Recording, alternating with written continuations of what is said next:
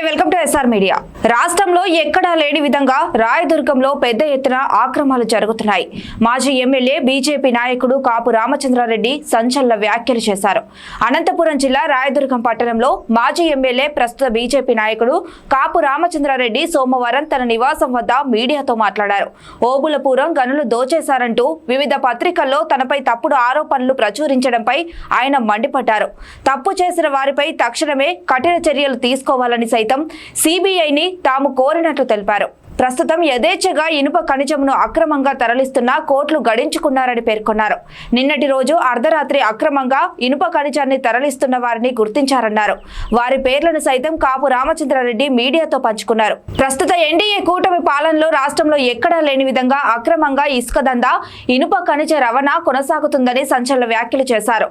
తక్షణమే రాష్ట్ర ముఖ్యమంత్రి చంద్రబాబు నాయుడు, డిప్యూటీ సీఎం పవన్ కళ్యాణ్ రాయదుర్గంపై దృష్టి సారించాలని కోరారు. లేకపోతే తమ పార్టీకి చెడ్డ పేరు రాబోతున్నదని పేర్కొన్నారు.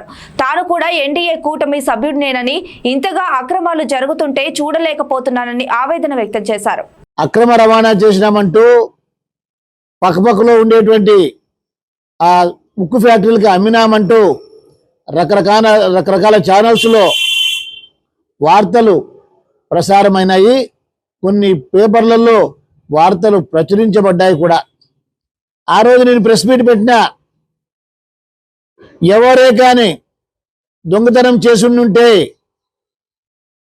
చట్ట వ్యతిరేక కార్యకలాపాలు చేస్తూ ఉంటే దానిపైన విచారణ జరిపి చర్యలు తీసుకోవాలి అని చెప్పి సాక్షాత్తు సిబిఐ డైరెక్టర్ గారికే లెటర్ రాయడం జరిగింది. అది క్లోజ్ అయ్యి చాలా సంవత్సరాలు అయిపోయింది. అక్కడ కంప చెట్లన్నీ కూడా పెరిగిపోయినాయి, రోడ్లన్నీ కూడా ఇదైనాయి. అంత ఈజీగా ఎవరు తీసుకొని పోలేరు. పోయినా కూడా గుర్తులు దొరుకుతాయి, పాతవి కొత్తవి అనేది గుర్తులు దొరుకుతాయి. ఆ మైనింగ్లో 10 ఏళ్ళు వదిలేస్తే ఎలా ఉంటుంది, మైనింగ్ చేస్తే ఎలా ఉంటుంది, తేడా ఉంటుంది. కాబట్టి ఎవరైనా కానీ దొరికిపోతారనే విషయం మీ అందరికీ చెప్పిన. కానీ నిన్నటి రోజు రాత్రి మీకు ఫోటోలు చూపిస్తా ఉన్నా.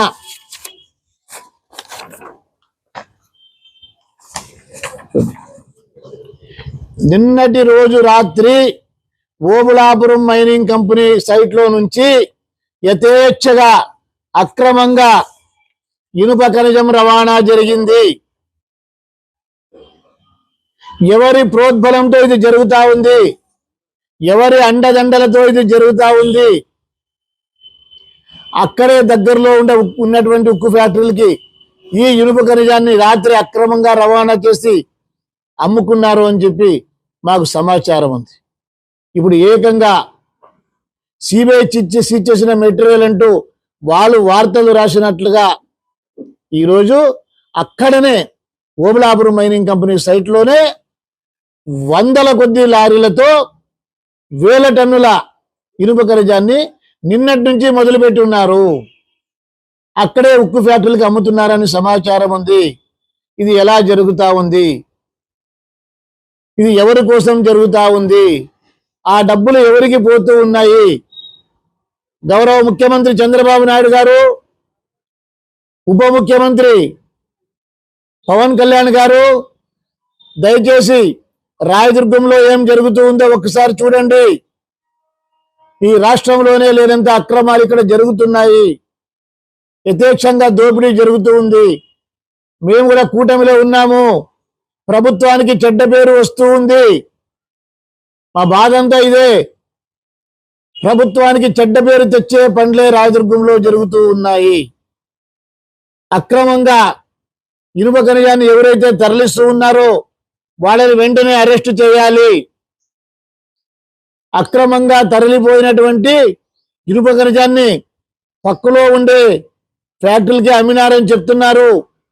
వాళ్ళపైన కూడా చర్యలు తీసుకోవాలి.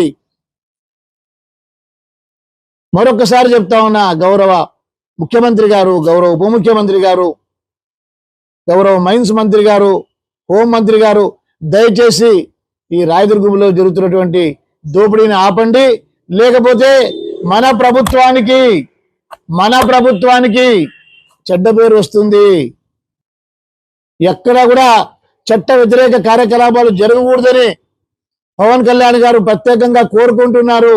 కానీ రాయదుర్గంలో ఏం జరుగుతూ ఉందో ఒకసారి తెలుసుకోండి. మీకు ఇంటెలిజెన్స్ ఉంటుంది, స్పెషల్ బ్రాంచ్ ఉంటుంది.